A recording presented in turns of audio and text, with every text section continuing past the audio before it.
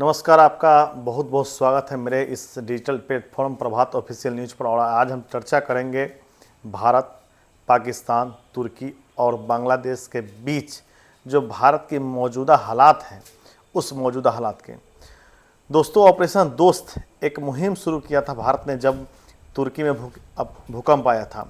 उस भूकंप के दौरान सबसे पहले भारत ने मदद का हाथ आगे बढ़ाया था और तुर्की की खुलकर मदद की थी, चाहे वो मेडिकल इक्विपमेंट से हो या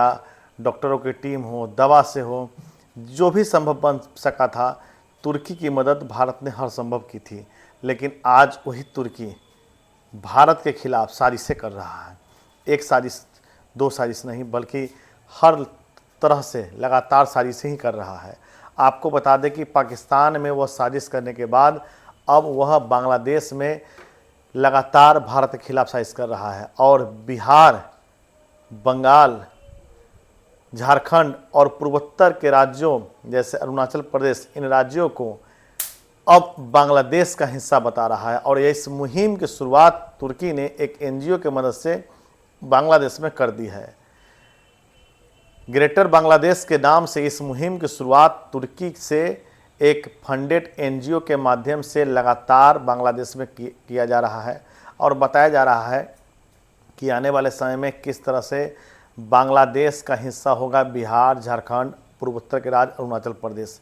इस खबर की जानकारी जैसे ही भारत सरकार को लगी, लगातार वह उन तमाम कदम को उठाने में लगा हुआ है जिससे बांग्लादेश का व्यापारिक समझौता हो या फिर पाकिस्तान का हो या फिर तुर्की का हो, उन समझौतों पर वह पुनर्विचार कर रहा है और इस बात की लगातार कोशिश कर रहा है कि इन देशों की मदद को कैसे रोका जाए। आपको बता दें कि तुर्की के इस कदम के बाद भारत ने पहले ही तुर्की से दूरी बनाना शुरू कर दिया है और जो ट्रेड उसको से किया जा रहा है, जो तुर्की से ट्रेड किया जा रहा था, उस ट्रेड पर अब रोक लगाने की शुरुआत भारत ने कर दी है। वहीं अगर बांग्लादेश की बात की जाए तो बांग्लादेश में जिस तरह से अगस्त 2024 में हिंसा हुई थी और उस हिंसा के बाद भारत के लोगों यानी हिंदुओं पर जिस तरह से अत्याचार हुआ था, और इस अत्याचार के बाद भारत को बांग्लादेश की तरफ से आश्वासन मिला था कि इस तरह के आगे हालात पैदा नहीं होंगे, लेकिन सरकार ने ऐसा कोई कदम नहीं उठाया। बांग्लादेश की अंतरिम यूनूस सरकार ने वहाँ अल्पसंख्यक हिंदुओं पर हो रहे अत्याचार को रोकने के लिए ऐसा कोई कदम नहीं उठाया। हाँ, भारत सरकार से संपर्क करने के बाद यह आश्वासन मिलता रहा कि हम उन लोगों पर अत्याचार करने वाले लोगों को बख्शेंगे नहीं, लेकिन स्थिति कुछ नहीं बनी। आपको बता दें कि अब जो स्थिति भारत ने कर दी है बांग्लादेश की, आपको बता दें कि उन बांग्लादेश की जो बांग्लादेश को व्यापारिक रूप से सक्षम बनाने की कोशिश भारत ने की थी, उस बांग्लादेश को जब पाकिस्तान से अलग होने के बाद बांग्लादेश में व्यापारिक और बहुत से ऐसे समझौते हुए, उन समझौतों के तहत बांग्लादेश को अरबों रुपए सहायता के तौर पर दिए गए कि वो व्यापारिक रूप से सक्षम हो जाए। दरअसल भारत में जितना भी कपास का उत्पादन होता है उसका 42% कपास बांग्लादेश को दे दिया जाता है और बांग्लादेश उन कपास से कपड़े तैयार करके बाकी अन्य देशों को भेजती थी। लेकिन जिस तरह से पिछले वर्ष बांग्लादेश में इस तरह के हालात पैदा हुए हैं, हिंसा हुई है और हिंसा के दौरान जिस तरह से लगातार सरकार अल्पसंख्यक हिंदुओं की रक्षा करने में असमर्थ रही है, लगातार उन पर अत्याचार हो रहा है, उसके बाद भारत पर यह दबाव बन रहा था कि वह कोई ऐसा कदम उठाए जिससे बांग्लादेश के अकल ठिकाने आ जाए। सबसे पहले भारत सरकार ने अपने उन तमाम बंदरगाह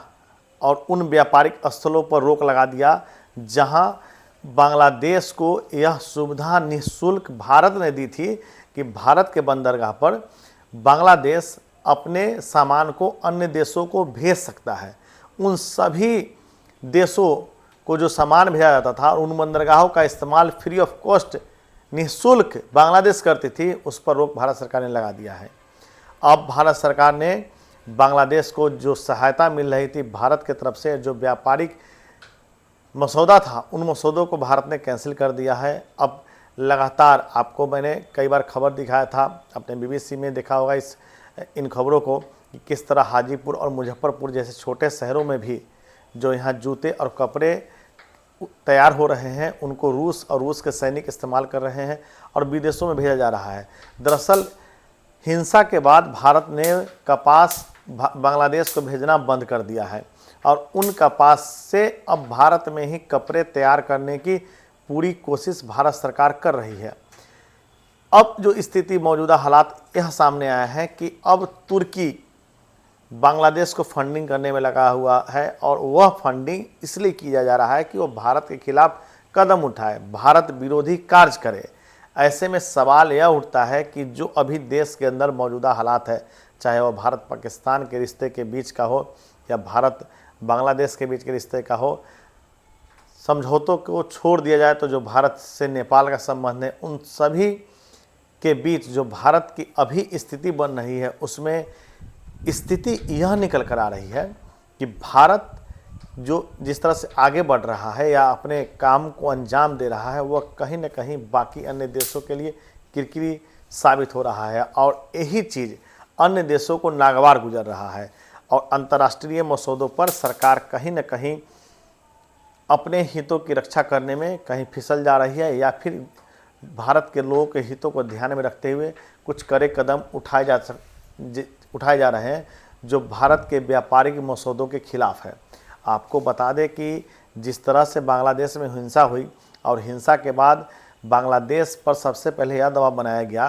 कि जो बिजली कंपनियां, भारत की बिजली कंपनियां बांग्लादेश को बिजली देती थी, उन लोगों ने सबसे पहले दबाव बनाया कि बकाये का भुगतान यदि बांग्लादेश सरकार नहीं करती है तो बिजली काट दी जाएगी। आनन फानन में काफ़ी पैसे जो बकाये के रूप में बांग्लादेश पर थे उसने भारत के बिजली कंपनियों को दिए। उसके बाद कपास के उत्पादन पर भारत सरकार ने निर्यात पर रोक लगा दिया। अब बंदरगाह के इस्तेमाल पर रोक लगा रही है। आपने हाल ही में एक खबर सुना होगा कि कलकत्ता के एक बड़े निजी अस्पताल ने बांग्लादेशी नागरिक के इलाज के अनुमति को कैंसिल कर दिया था, यानी बांग्लादेश के नागरिकों का इस्तेमाल अब वह बड़ा अस्पताल कोलकाता का नहीं करेगा क्योंकि जिस तरह से वहाँ अल्पसंख्यक हिंदुओं पर अत्याचार हुए और इन सब के बीच सरकार ने अपनी बातें रखी कि वहाँ जिस तरह से अत्याचार हो रहे हैं उस पर रोक लगाया जाए। इसका यह फ़ायदा नुकसान यह हुआ कि वहाँ अल्पसंख्यक हिंदुओं पर बड़े पैमाने पर अत्याचार हुआ। भारत सरकार को फ़ायदा यह हुआ कि जो भी बड़ी कंपनियां, मल्टीनेशनल कंपनियां बांग्लादेश में कार्य कर रही थी, अब वो बांग्लादेश में अपना प्लांट बंद कर चुकी है। वहाँ से वह अपना सारा कुछ वापस ला करके अब भारत में निवेश की योजना पर विचार कर रही है। दूसरा फ़ायदा भारत को यह हुआ कि जो कपास वह बांग्लादेश को देता था और बांग्लादेश कपड़ा का निर्यात बड़े हर देशों में करता था, अब खुद भारत उसका उत्पादन भी कर रहा है, कपड़ा तैयार भी कर रहा है और उसका निर्यात भी कर रहा है। तीसरा फ़ायदा यह हुआ कि जो बड़ी कंपनियां, जो भी मल्टीनेशनल कंपनियां बांग्लादेश में प्रोजेक्ट लगाना चाह रही थी, अब वह तमाम प्रोजेक्ट भारत की तरफ देख रहे हैं। तो कहीं ना कहीं धार्मिक तौर पर बांग्लादेश ने जिस कट्टरता का परिचय दिया उससे आर्थिक क्षति बांग्लादेश को पहुंची है और जिस तरह से भारतीय ने,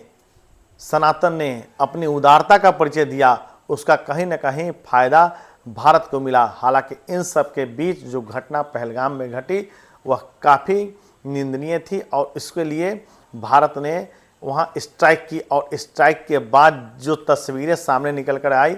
उस पर भी मैं वीडियो बनाऊंगा और अपना पक्ष रखूंगा कि भारत को आखिर करना क्या चाहिए था। खैर, अभी जो बांग्लादेश और भारत के रिश्ते हैं उन रिश्तों से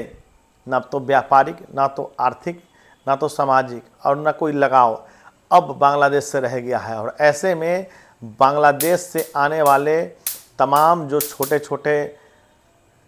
उत्पाद थे, जो फल थे, उस पर भी भारत सरकार ने आयात पर रोक लगा दिया है। अब देखना यह होगा कि इस व्यापारिक रोक के बाद आगे बांग्लादेश तुर्की के साथ मिलकर क्या कदम उठाती है। लेकिन कदम जो भी उठाए इसका बड़ा नुकसान बांग्लादेश की सरकार को हुआ है।